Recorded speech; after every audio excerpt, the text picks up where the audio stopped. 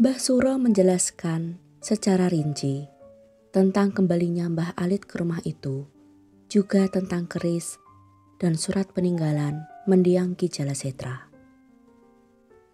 Mereka semua mendengarkan dengan takjub. Mbah Alit membuka kotak kayunya dan mengeluarkan keris serta surat itu. Semua orang mendekat dan mengamatinya. Jangan sampai jatuh ke tangan yang salah, gumam Nimas. Lalu, apakah yang harus kita lakukan sekarang, Mbah? Tanyanya kepada Mbah Suro. Lelaki itu berpaling, memandangi Mbah Janti yang duduk di sisinya. Semua orang keheranan, mengapa seolah Mbah Suro meminta penjelasan Mbah Alit. Mendiang romoku mendatangiku lewat mimpi, namun terasa amat nyata, ucap Mbah Alit dengan suara lirih. Nimas memekik tertahan, sontak darahnya serasa berhenti mengalir. Prasojo dan Pak Bambang pun tak kalah terkejutnya. Bahkan Prasojo nyaris saja menjatuhkan Kina dari gendongannya. Mereka semua sangat syok, sama sekali tak menyangka Mbah Alit bisa berbicara. Mbah bisa bicara? Tanya Nimas kaget. Mbah Alit terdiam. Raut wajahnya memancarkan rasa bersalah. Perempuan sepuh itu menunduk. Ia menyibukkan diri dengan cara mengembalikan keris dan surat itu ke dalam kotaknya dengan gerakan perlahan. Mbah Suro angkat bicara. Janti tak bermaksud untuk menipu atau memperdayai kalian, Mbak Nimas, Mas Prasojo. Ia punya alasan kuat untuk melakukannya. Mbah Suro menerangkan semua alasan Mbah Alit. Nimas beringsut mendekati perempuan sepuh itu, lalu memeluknya dengan erat. "Ndak apa-apa, Mbah. Kami senang sekali ternyata Mbah bisa bicara," ujarnya di sela tangisan haru. Mbah Alit pun membalas pelukannya.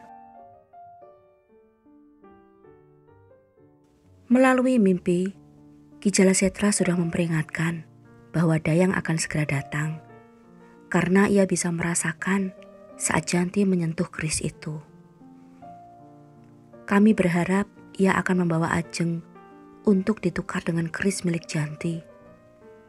Itu sebabnya kami ingin kalian ada di sini sewaktu perempuan itu datang, ujar Mbah Suro. Tapi aku ndak bisa berlama-lama tinggal di sini, Mbah. Maaf, nanti malam aku harus pulang. Karena besok pagi aku harus segera kembali bekerja. Proyek kami sedang kejar target, ucap Prasojo dengan nada menyesal. Mbah Suro terdiam sejenak. Ndak apa-apa, Mas. Kami akan berusaha menghadapi Dayang dengan cara damai, ujar Mbah Suro pelan. Tapi apakah Mbah Alit ikhlas menyerahkan keris itu demi Ajeng? Lalu bagaimana bila terjadi sesuatu setelah Dayang memiliki sepasang keris itu, Mbah? Tanya Nimas kepada Mbah Alit. Ajeng adalah segalanya bagiku. Romoku sudah memberikan 2 pilihan. Aku memilih Ajeng. Aku rasa ia lebih berharga ketimbang apapun di dunia ini, termasuk keris itu, jawab Mbah Alit mantap. Prasojo menarik napas panjang. Betul sekali kata Mbah Alit, Jeng. Ajeng akan lebih baik berada dalam asuhan Mbah Alit dan kita semua.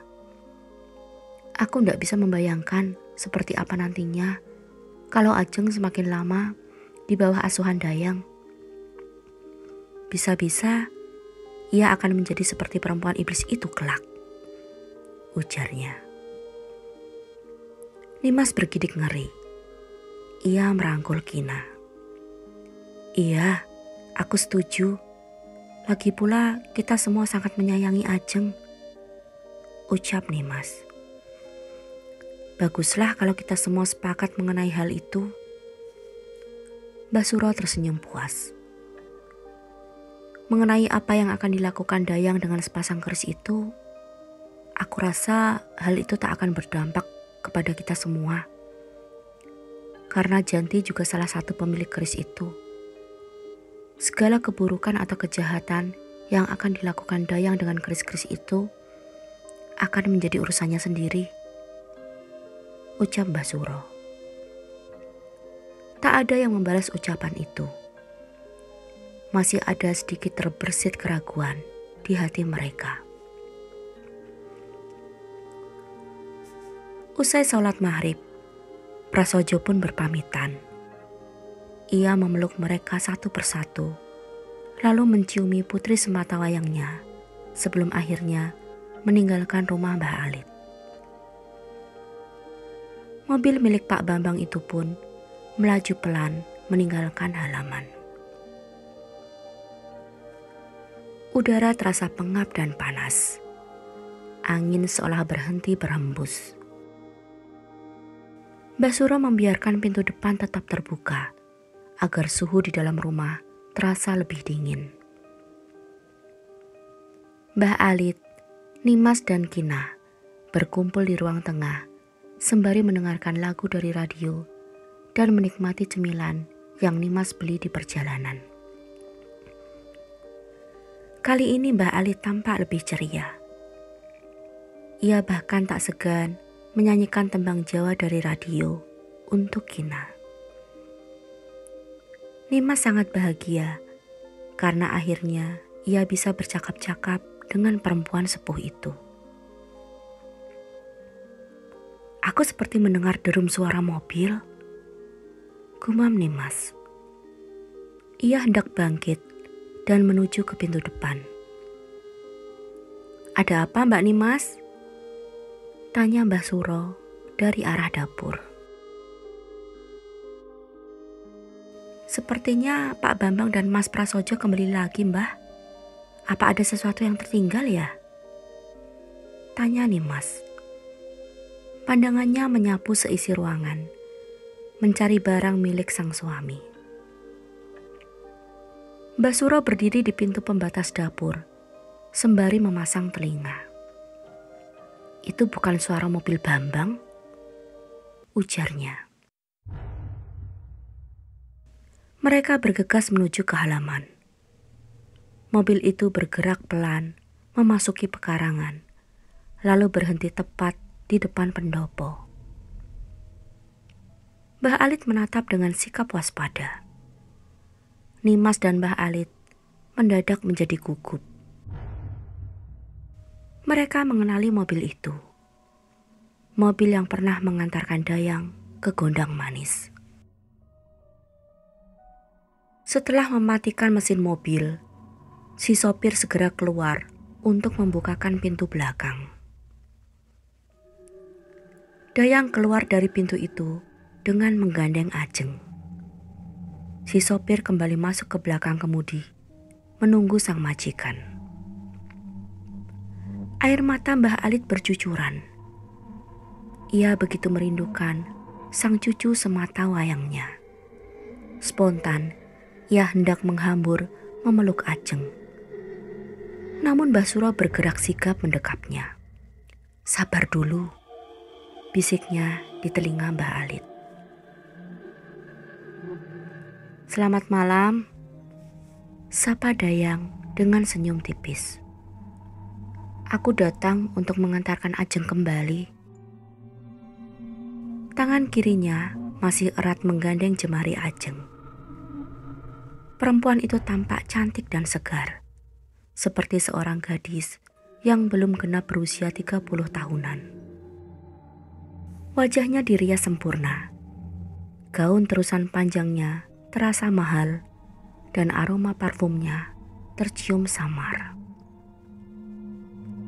Bagi yang telah mengenalnya, penampilan Dayang terasa ganjil, mengingat usia perempuan itu yang pastinya sudah melebihi kepala 5. Nimas maju selangkah. Ia berusaha bersikap ramah, meski jantungnya berdebar kencang. "Terima kasih telah sudi mengantar Ajeng," ujarnya. Jemarinya terulur, hendak mengambil alih genggaman Ajeng. Di luar dugaan, Dayang mengulurkan tangan Ajeng begitu saja, tanpa perlawanan dan penolakan sama sekali. Nimas agak terkejut melihat reaksi itu. Apakah Dayang sedang bersiasat? Namun ia tak ambil pusing. Segera ditariknya sang keponakan dan dipeluknya dengan erat sebelum mendorongnya pelan ke arah Mbah Alit. Perempuan sepuh itu menangis sesenggukan saat memeluk sang cucu kesayangan. "Kamu tahu maksud kedatanganku kan, Janti?" tanya Dayang. Suaranya terdengar merdu, namun terasa menusuk hingga membuat hati Nimas terasa nyeri. Pandangan mata perempuan itu berkilat-kilat, seolah ia telah menunggu momen ini setelah 1000 tahun lamanya. Mbah Alit mengangkat kepalanya. "Masuklah dulu, kita berembuk di dalam," ujarnya lirih. Dayang menurut. Mbah Suro menyisih, memberi jalan bagi perempuan itu untuk melewati pintu depan. Mbah Alit berbisik kepada Ajeng untuk masuk ke dalam kamar bersama Kina. Dayang duduk di sebuah kursi berukir dengan punggung tegak. Ia mengedarkan pandangan ke seluruh penjuru rumah. Senyumnya masih menghiasi bibir.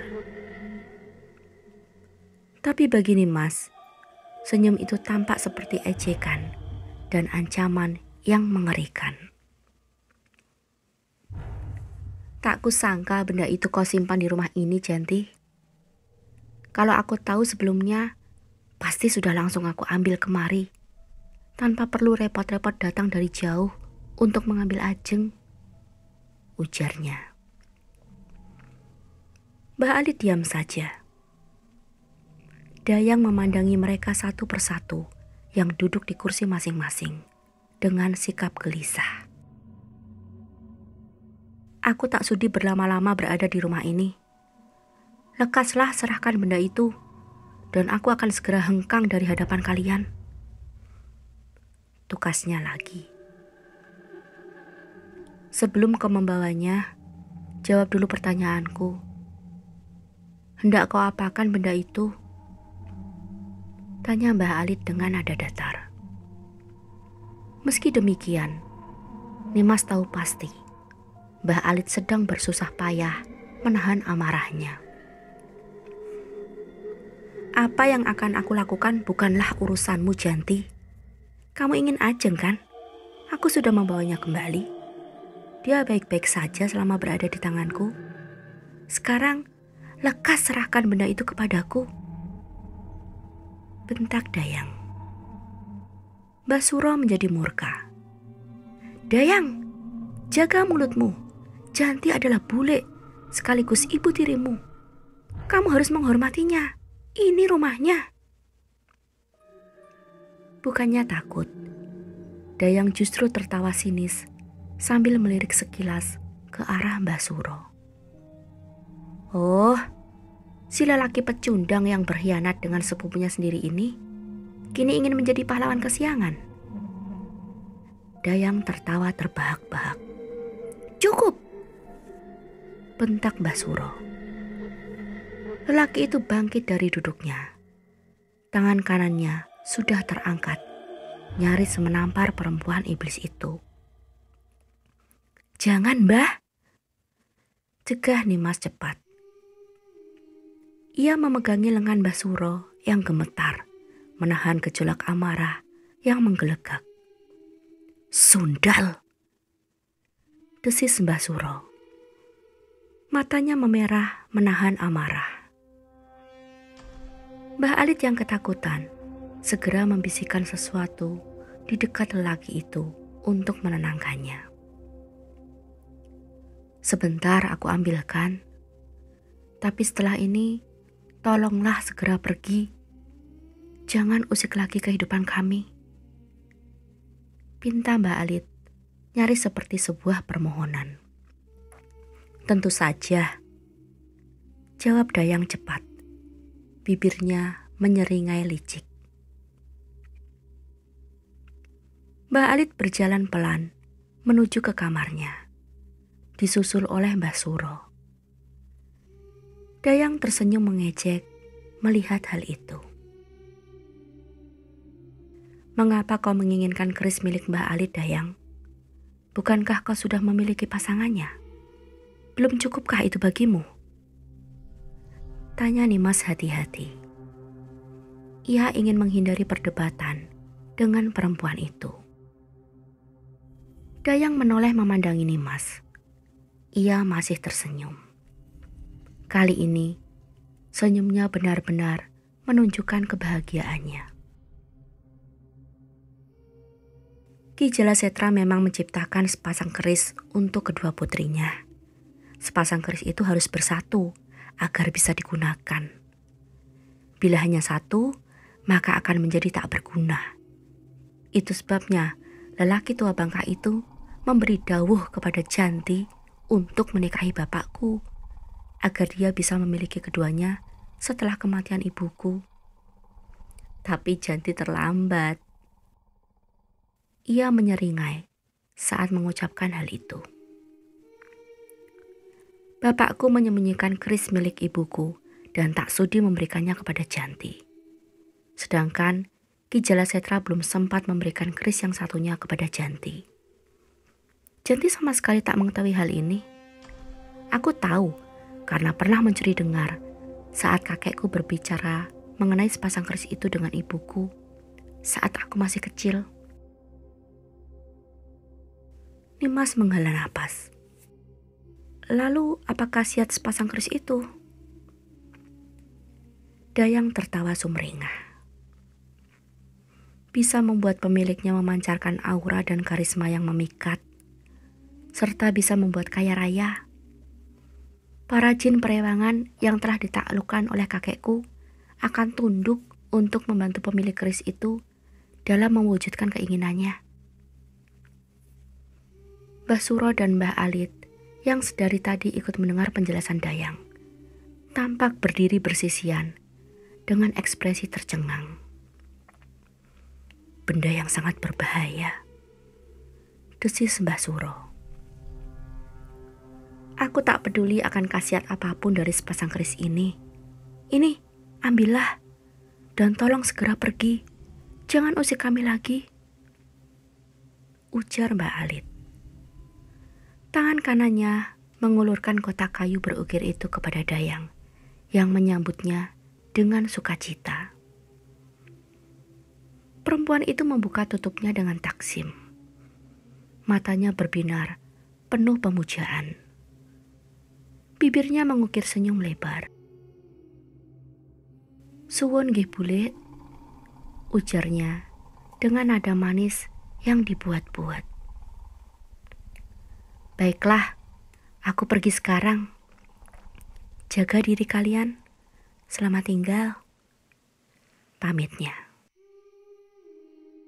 Ia menggenggam kotak kayu itu dengan erat, seolah takut bila sampai tergelincir jatuh ke lantai. Dayang berbalik, lalu melangkah gemulai menuju ke pintu keluar. Baru satu langkah, tiba-tiba saja terdengar teriakan histeris dari arah halaman rumah.